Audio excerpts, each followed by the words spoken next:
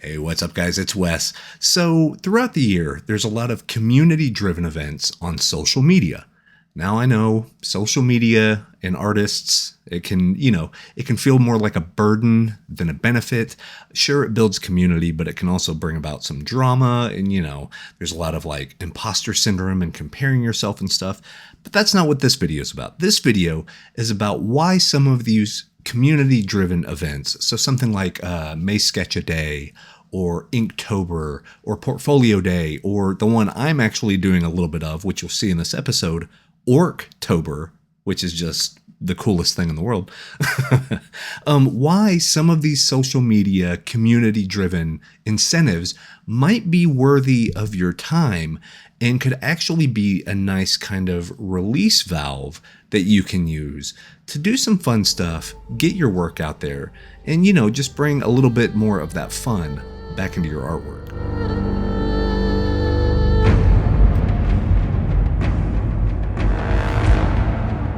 So yeah, we're here. I got a few things to show you this time. So yeah, I'm in the middle of doing some stuff for Orctober, which whenever I heard that, it made me laugh. And then I thought, you know what, that's actually a pretty good idea. I've been meaning to do more fantasy-based, either portraits or like kind of still shots, mood pieces, that type of thing. And I felt like Orctober would be a good way to do it. Now, before we get into the kind of the meat of this topic, as always, I do want to talk about a few of these pieces. So I'm actually showing you right now kind of a quick time lapse of my second piece that I did.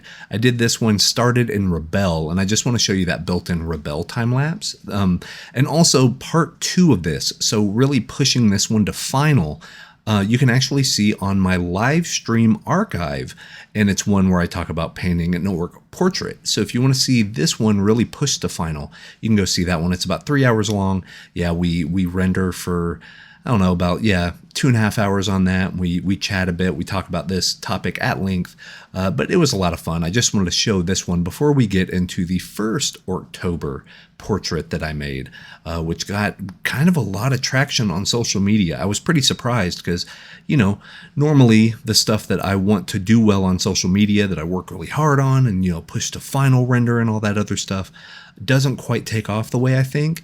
But whenever I kind of let loose and have fun, for whatever reason, maybe there's more energy to it. I don't know.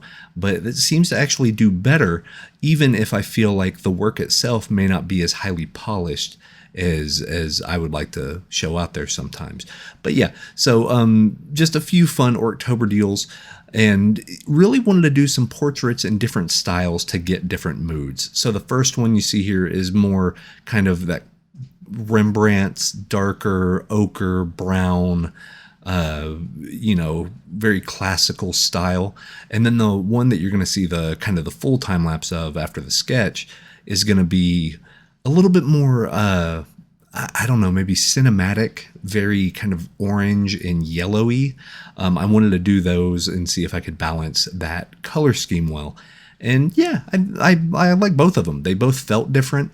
I was actually pretty pleased with the fact that, these were primarily, these are imagination driven. They're very heavily influenced by Warcraft and the Warcraft, like especially Warcraft 3 and World of Warcraft, like Thrall, Duratan, characters like that. I just have a soft spot for. I am going to be making a few more paintings for Orctober, not one every day. That's a little bit too busy for me right now.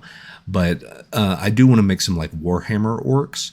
There's a difference between the Warhammer orcs, ORK, and the kind of your more traditional, Tolkien or Warcraft orcs, which is the ORC variety. There's just, little differences. And if you want me to nerd out a lot, I can on that. But I guess that's for another video, right? A lore-based video. But really what this video is about is the importance of joining in on some of these like community driven, social media driven art things. You know what I mean? Like you're going to see some pretty much every month. I know 2 or 3 times a year, there's a portfolio day where you can show your portfolio and, people just kind of share their stuff around and do hashtags and all that. And you kind of show the work that you're most proud of the year. And that's actually a pretty cool way to get clients. If people are really liking your stuff, sometimes they'll do a massive search on Portfolio Day. And I've actually gotten quite a few gigs that way, which is, a lot of fun. So I highly recommend trying that one. It's work you've already done. So no harm in just on whatever social media you're on, Portfolio Day, hashtag Portfolio Day it and, see what happens. But the one, I'm doing this time is Orctober, but really, I guess the most popular ones are something like May Sketch a Day and Inktober. Inktober was the one that I think really sent this off, that this trend of a monthly, like a monthly prompt or brief based community event where basically every day of the month you get a keyword and then you make a piece of art every day. It doesn't have to be super elaborate. It can be a sketch. But it's just something that you can kind of put your voice to. And it could be one word. It could be flower or sunrise or portrait or, whatever. Or it could even be like an idea like a breakup or, loss or some bigger theme. That way you can see all of these different artists interpret what that means in a different way. It could be fan art of something, maybe one of your favorite moments in a TV show or a movie. It could be something original that you just created from scratch from your imagination. It could be a master study, really whatever. I mean, the sky is the limit when it comes to that type of stuff. And I do think that it is important to at least try one or two. You don't have to do it every day for a month. You don't have to dedicate that kind of time to it. But I find that these are a really interesting way to make good connections, because if you're also part of this big community-driven experience, you're going to see what other people bring to the table. And it's not necessarily a comparison type thing, because we all know, comparison is the thief of joy. But it is a way to see what other artists are thinking of as they make their piece. Like, you're going to come at it from an angle, and your other artist buddies, maybe if you all join a Discord or something and you all kind of share your work, you're going to notice that everybody has a different take on whatever that brief is for that day, or maybe for the month or whatever, because I plan on doing a few more portraits of orcs, but then moving on to other like scenes, I guess, maybe like a sunset with an orc and an axe and like, who knows, right? But it's just kind of open to interpretation. And the stress is off a little bit. You would think that kind of having this big worldwide known thing would put more pressure on you to do like your best work yet, because so many people are going to see it. And, I want to make sure my work looks as good as everybody else's, if not better. And that way, it'll get me a job and all this other stuff.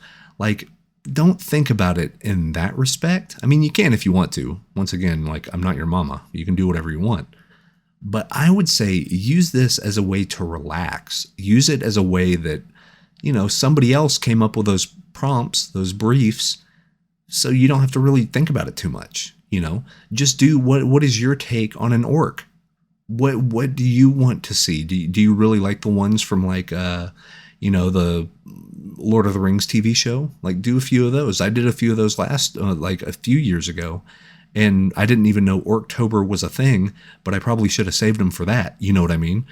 But yeah, just do some cool stuff, and you never know what's going to come of it.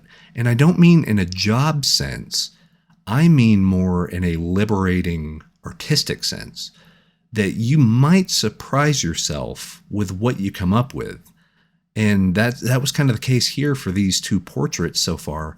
I was like, hey, I like doing this. I know I shied away from portraits, and whenever I do a portrait, it's more of like, hey, I found this stock photo. I found this reference photo on like Pexels or Unsplash, or maybe like a reference photo pack that I bought and have the license for. Maybe I tried to do studies and stylize what these real pictures were. But there was something liberating about working from imagination and just going off the seat of my pants, right? Like, I know what the Warcraft orcs look like.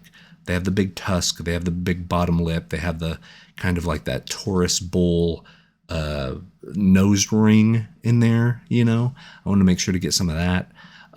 They look very aggressive and grumpy, even though they can be, heart of gold type stuff, as we've seen in some of the Warcraft lore. Like Duratan might be my favorite Warcraft character, period. He's fantastic. It's Thrall's dad for all you lore nerds out there. But Duratan's great character. Awesome, awesome. And I think he was actually one of the main people in the Warcraft film, the big feature film that came out. He was on the Horde side of that as well. But anyway, like this could very easily turn into a lore drop video because I'm a big nerd that way, But it's just so much fun because you get to do your version of these things that really resonate with you. And to see other people also do the same thing, it's infectious. It's something that, like, you see something cool and you see one of your favorite artists maybe does a portrait or a piece based on something you really like. You're more energized to go and do the thing as well, at least in my experience, because whenever I see other creative people kind of unleashed, where they can sort of just go by the seat of their pants and do the thing, just make the cool art and let's show the cool art and be part of this bigger community-driven event. There's something really liberating about it. And I encourage you, even if you don't think your art is up to snuff, or you think, oh, well, I could join, but maybe next year, maybe I'll be good enough to do it next year. You're good enough right now. I think you should do it. You know what I mean? Like, I think you should go for it. Because like I said, I think you're going to surprise yourself whenever you have that momentum of other artists also working together. It's really weird because we're each making our own specific piece, but we're all in this big community of doing the same type of piece. Does that make sense? Like, I don't know. It feels like you're not as alone as like just sketching on an iPad by yourself or, kind of locked up in a room. You can have this sense of there's others out there that are looking at the same moon in the sky. You know what I mean? Like there's that sense of camaraderie because you're all part of the same moment. And yeah, it's bigger than you. Like Orctober has been awesome because I get to see some of my favorite artists do their version of orcs, and it's fantastic, right? I see it and I'm like, oh, that's such a good idea. And oh, they had like little scars on the ears from all the battles they fought, and oh, that's a great idea. And like it's almost a refilling the gas tank. You're going and you're filling up that water, that well that you can then go to later on when you need some sort of inspiration. And yeah, just super cool. Not much else to talk about on this one. I know it's kind of a shorter video than what we're used to. It's not some 35 to 45 minute long epic, but I just wanted to show kind of what I've been working on. And yeah, if you watch the live stream, it's a lot of fun. We're hanging out. We're just making cool art. That's all we're doing. And I just want to kind of share that wealth of, hey, this Orctober thing is a lot of fun. If you haven't tried it yet, try it. We're in the first parts of the month. This is, the end of the first week. I already did 2 pieces. I think I got 2 or 3 more in me for the month. Like I said, some people are doing it every single day. They're doing 1 piece a day, which is awesome and crazy. I wish I had the time to, but working on other NDA stuff and stuff I can't talk about yet and stuff I can't show. But, that day will come whenever I can show all that fun stuff. But I would say just pick one. Pick one of these things. Pick Inktober, if that seems cool. I know there's Orctober. There's, I think, like Arctober, ARC. There's like a game that... I know there's ARK, like ARK, which is like the dinosaur survival one. But so there's so many different things going on right now in the art deal. But I really, put my flag into the Orctober. I love me some orcs. So that's the reason I picked that one.